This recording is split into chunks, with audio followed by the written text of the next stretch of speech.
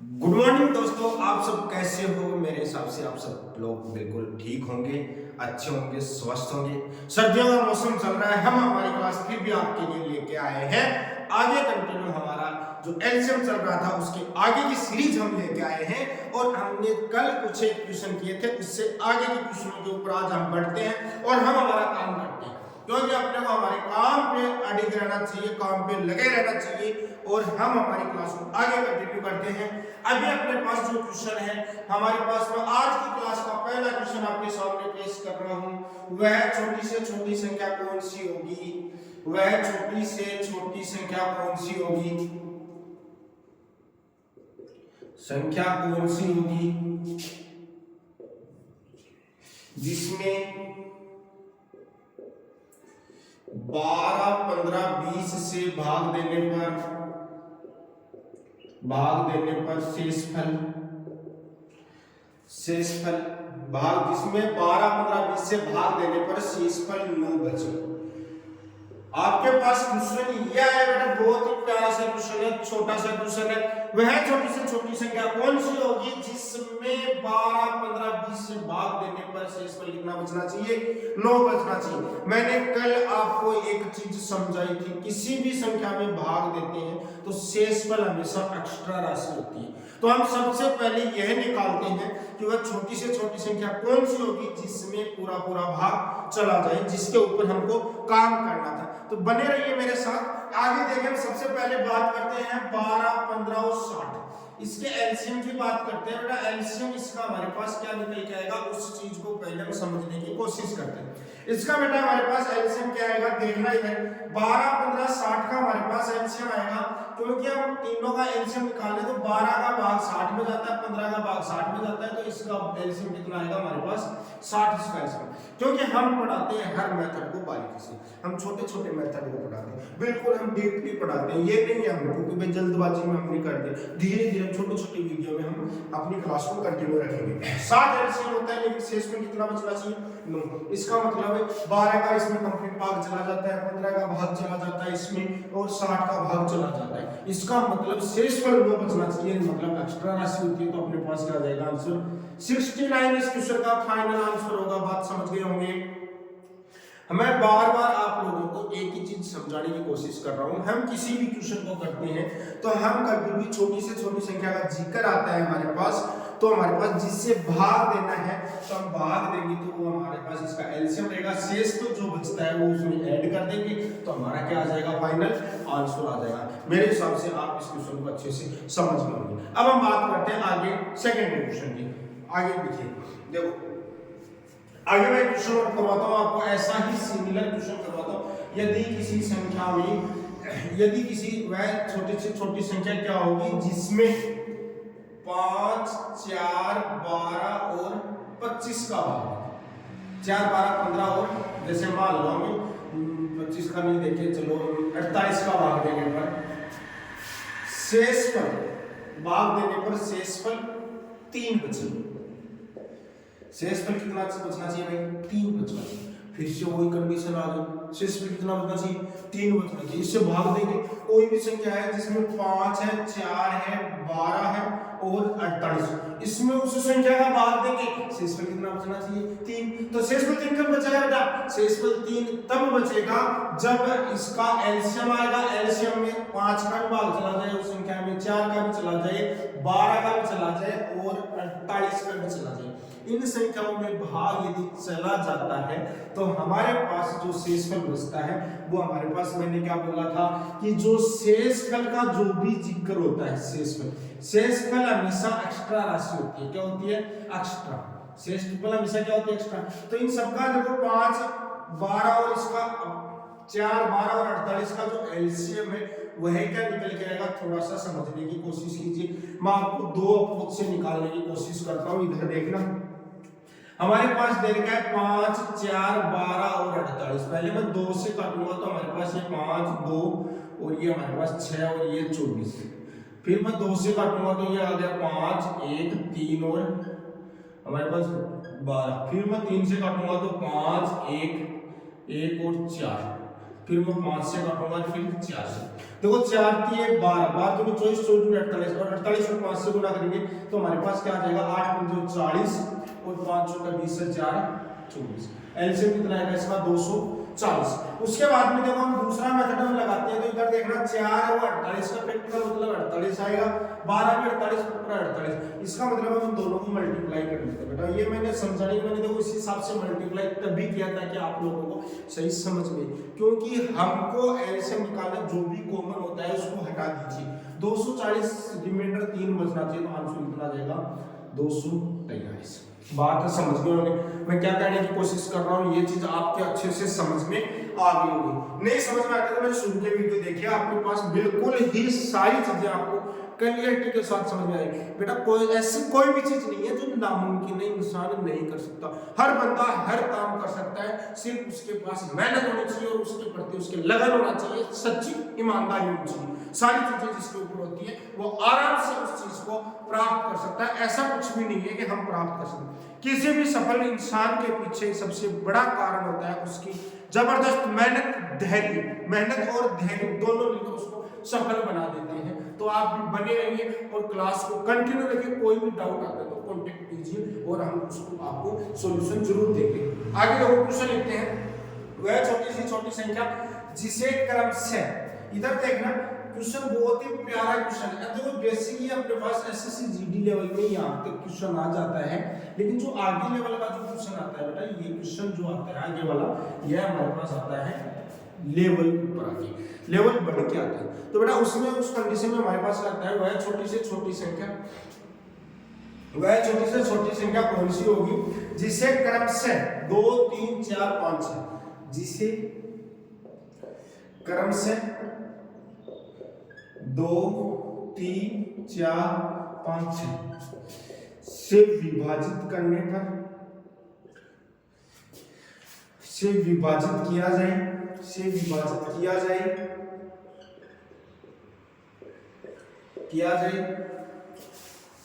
तो एक शेषफल बचे, तो एक शेषफल विभाजित किया जाए तो एक शेषफल बचे, एक शेषफल बचे, परंतु 7 से पूर्णतया विभाजित, परंतु 7 से पूर्णतया विभाजित, पूर्णतया विभाजित। इधर समझना बेटा, क्वेश्चन को समझने की कोशिश करना।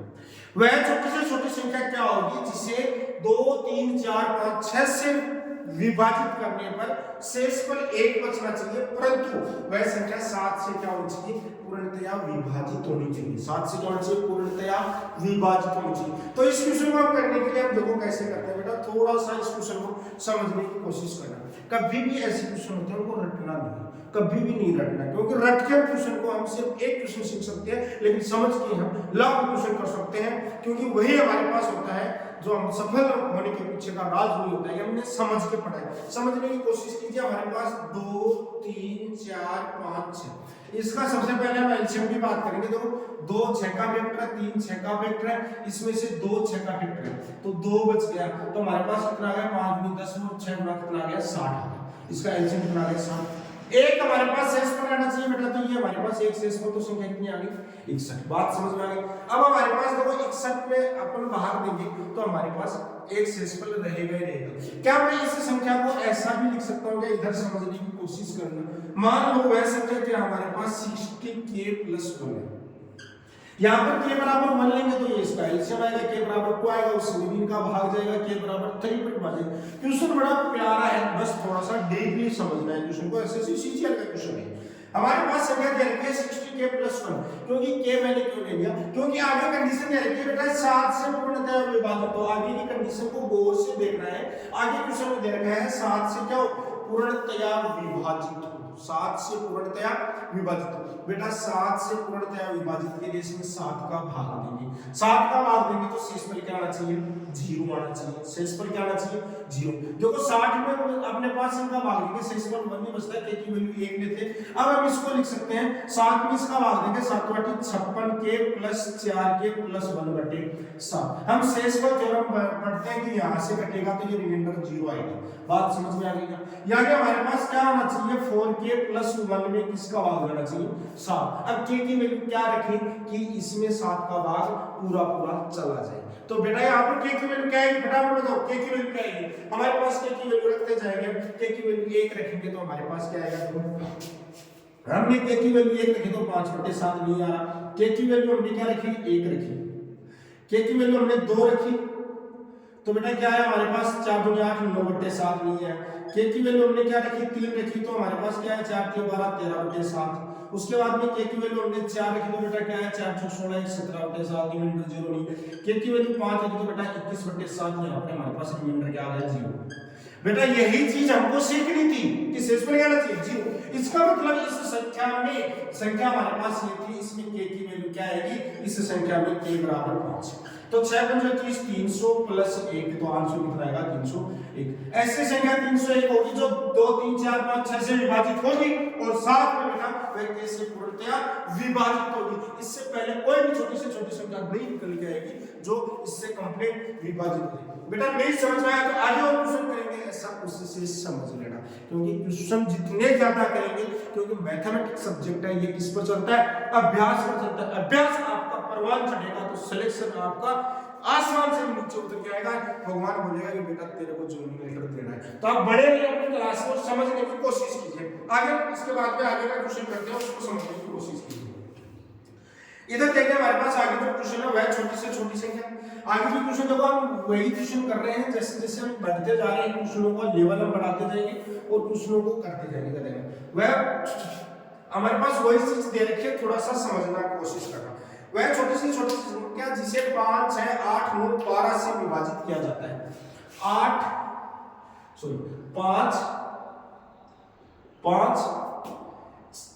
6 8 9 और 12 से विभाजित किया जाता है तो शेषफल 1 बचता है, परंतु 13 से पूर्णतया विभाजित है। यहाँ पर आपकी बार कितना है 13 से पूर्णतया विभाजित है। बेटा क्वेश्चन को समझने की कोशिश करना।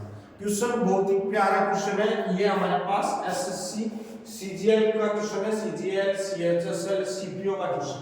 बेटा हमारे पास क्वेश्चन बहुत ही प्यारा है क्योंकि हमारे पास एसएससी जीडी में तो नॉर्मल सा क्वेश्चन आता है जो हमने फर्स्ट बार करवाया था, तो वो तो हमारे को ज्यादा टेंशन देता ही नहीं है, शेषफल कितना बचता है उतना। लेकिन इसमें हमारे को बोलता है कि ये हमारे पास कहां पर जाना चाहिए, ये हमारे पास 13 से पूर्णतया विभाजित होना चाहिए। क्वेश्चन का थोड़ा सा लेवल बढ़ा दो। वह छोटी से छोटी संख्या ज्ञात करो जिसे क्रम से 5 6 8 9 12 से हम विभाजित किया जाए तो शेषफल 1 बचे, परंतु वह संख्या 13 से पूर्णतया विभाजित हो। बेटा समझने की कोशिश करना और क्वेश्चन बहुत प्यारा है, समझने की कोशिश करना। इधर देखो हमारे पास सबसे पहले बात करते हैं 5 6 8 9 12। हमारे पास इसका एलसीएम की बात करते हैं। एलसीएम देखो 5 तो सेपरेट नहीं आएगा, ये इसमें से 2 फैक्टर है किसका 3 6 फैक्टर है किसका 12 का, कोई दिक्कत नहीं है। इसमें से 4 फैक्टर है इसका 12 का तो 2 बच जाएगा, 9 ऐसा बच जाएगा। तो 5 × 10 हो गया और हमारे पास देखो और क्या गया यहाँ से 3 फैक्टर है किसका 12 का तो 3 बच जाएगा। तो हमारे पास कितना आ जाएगा 12 3 36 और 5 × 10 तो हमारे पास आंसर कितना आ जाएगा 360 आ जाएगा। बेटा इसका एलसीएम कितना आएगा 360 आएगा। शेषफल कितना बचना चाहिए बेटा 1 बचना चाहिए, तो प्लस 1 एक्स्ट्रा जोड़ दिया तो 361। ये हमारे पास क्या आ गई, यह एक ऐसी संख्या आ गई जिसमें 5 6 8 9 12 का भाग देने पर बेटा शेषफल 1 बचेगा। ये हमारे पास थोड़ा सा ढंग से समझने की कोशिश करना कि इसमें 5 6 8 9 12 का भाग देने पर शेषफल 1 बचेगा। लेकिन बेटा क्वेश्चन में क्या दे रखा है समझने की कोशिश कीजिए कि 13 से पूर्णतया विभाजित होनी चाहिए संख्या, 13 से कंप्लीटली डिवाइड होनी चाहिए। समझ पा रहे हो ना? तो समझिए हमारे पास ये कंप्लीटली डिवाइड कब होगी, हमारे पास इसको मैं लिखूंगा 360 के प्लस 1।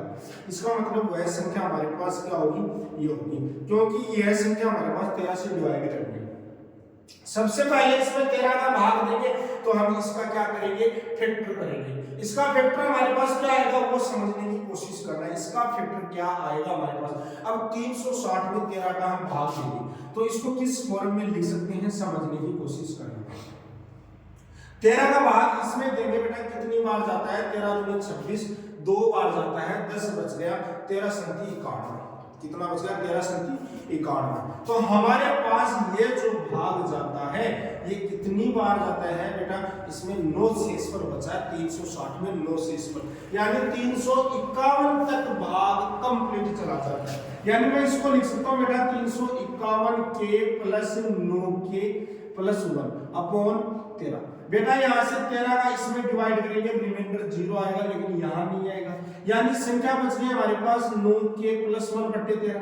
अब हम के की अलग अलग वैल्यू बेटा पुट करेंगे और सोल्व करेंगे। के की वैल्यू 1 रखेंगे, 2 रखेंगे, 3 रखेंगे, 4 रखेंगे, जब तक 13 का भाग कंप्लीट नहीं चला जाए तब तक रखेंगे। बेटा समझ पा रहे हो ना, नहीं समझो तो कमेंट बॉक्स में समझाने की कोशिश करना है कि सर हमारे को नहीं समझ में आ रहा, दूसरे मेथड से बताएंगे, हर तरीके से आपको समझाएंगे। 13 का भाग इसमें देखेंगे तो हम देखेंगे कि k बराबर 10 पर हमारे पास क्या हो जाएगा 90 प्लस 1 91। 91 में 13 का भाग देते हैं तो रिमाइंडर 0 आता है। बात समझ गए।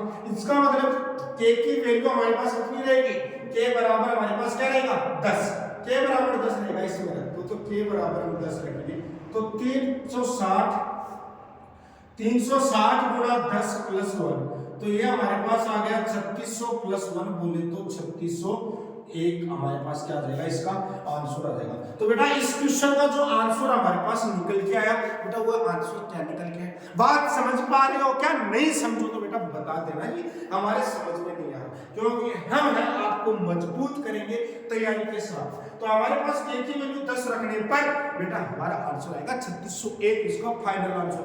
किसी को कोई भी डाउट है तो बेटा फोन करके पूछिएगा, कमेंट में पूछिएगा, आपको आपका जवाब जरूर दिया जाएगा, लेकिन आपको एक्सपर्ट बना देंगे। हम सिलेक्शन के लिए नहीं, हम सीखने के लिए पढ़ रहे हैं, क्योंकि हमको सिलेक्शन नहीं, हमको सीखना है। कल को जॉब नहीं लगी तो भी हम पढ़ा के सक्सेस हो जाएंगे, हमको सिलेक्शन नहीं सीखने के लिए हमको पढ़ना है। समझ पा रहे हैं। आगे हम इस कड़ी में हम आगे क्वेश्चन हम पढ़ते हैं। एक क्वेश्चन में आपको और बताता हूँ बेटा, ऐसा ही क्वेश्चन मैं बताता हूँ, थोड़ा सा एसएससी सीजीएल का क्वेश्चन है, लैंग्वेज से जो कि आया हुआ क्वेश्चन है, इधर देखना, थोड़ा सा समझना, बहुत ही प्यारा क्वेश्चन है, एसएससी सीजीएल का क्वेश्चन है। थोड़ा सा बेटा ढंग से पढ़ते रहिए, मजे के साथ, एंजॉय के साथ, क्योंकि हमको हमारी सफलता चाहिए और हमको किसी से कोई मतलब नहीं है। इधर x मान लो x न्यूनतम संख्या है, क्वेश्चन है आज की क्लास का, मान लो x न्यूनतम संख्या है,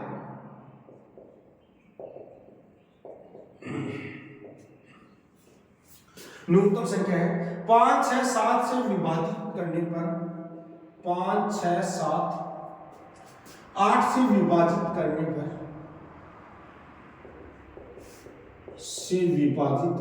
पर 5 6 7 8 से विभाजित करने पर प्रत्येक मामले में 3 शेषफल रहता है, प्रत्येक मामले में 3 शेषफल रहता है, 3 शेषफल रहता है, परंतु 9 से विभाजित करने पर शेषफल 0 बचता है, परंतु 9 से पूर्णतया विभाजित, परंतु 9 से पूर्णतया विभाजित हो तो x के अंकों का योग क्या होगा, तो x के अंकों का योग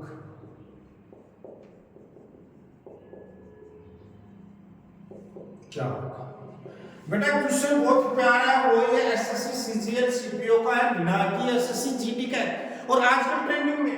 तो बेटा हम वही चीजें कर रहे हैं जिसकी आपको जरूरत है, क्योंकि स्पीड बढ़ानी है, क्योंकि हम आपके लिए वो चीजें लेके आएंगे। अभी तो शुरुआत है, क्योंकि फर्स्ट टाइम कैमरे के सामने आ रहे, थोड़ा सा हो सकता है कि हमारा थोड़ा सा पढ़ाने का तरीका भी आपको अलग लग रहा हो, लेकिन धीरे धीरे आपके सामने वो चीज लेके आएंगे जिसकी आपको तलाश है, जो आपको बेहतर बनाएगी, मजबूत बनाएगी।